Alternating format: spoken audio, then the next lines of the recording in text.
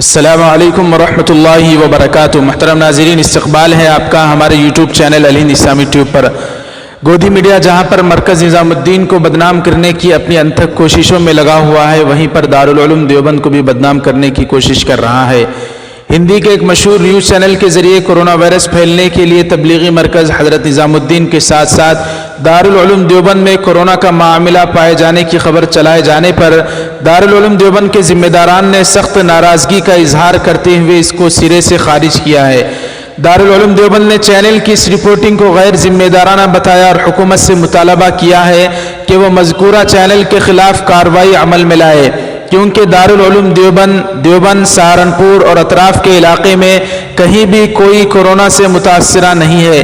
یہاں مسلسل محکمہ صحت کی ٹیم لگی ہوئی ہے، لیکن اس کے باوجود چینل نے نہایت غیر ذمہ داری کا مظاہرہ کرتے ہوئے اس قسم کی خبر چلائی ہے اور کورونا پھیلنے کا سبب دہلی کے تبلیغی جماعت کے مرکز اور دارالعلوم دیوبند کو بتایا، جو سراسر جھوٹ اور افواہ ہے۔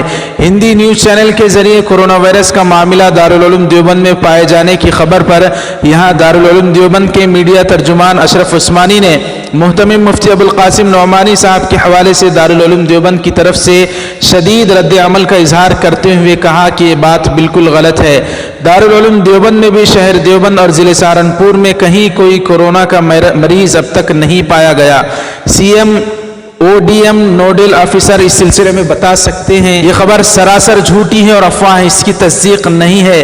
بغیر کسی تصدیق کے یہ خبر چلانا ہم سمجھتے ہیں کہ بہت بڑا جرم ہے۔ افواہ پھیلانے کے جرم میں ان کے خلاف کارروائی ہونی چاہیے۔ انہوں نے کہا کہ دارالعلوم دیوبند میں جس قدر احتیاط سے ہم بچوں کو رکھ سکتے تھے اتنی احتیاط سے رکھ رہے ہیں، اور محکمہ صحت اور حکومت کی گائیڈ لائن کو جتنا فالو کر سکتے ہیں اتنا فالو کر رہے ہیں۔ ناظرین اکرام، گودی میڈیا اس طرح نظام الدین مرکز اور دارالعلوم دیوبند کو بدنام کرنے کی اپنی پوری کوششوں میں لگا ہوا ہے۔ آپ حضرات بھی کمنٹ باکس میں گودی میڈیا کے متعلق اپنی رائے کا اظہار کریں، اس ویڈیو کو لائک کریں، زیادہ سے زیادہ شیئر کریں، ہمارے چینل الہند اسلامی ٹیوب کو سبسکرائب فرما کر بیل آئیکن پر کلک کر دیں تاکہ آنے والی ہر اچھی خبر آپ تک آسانی سے پہنچ سکے۔ السلام علیکم ورحمۃ اللہ وبرکاتہ۔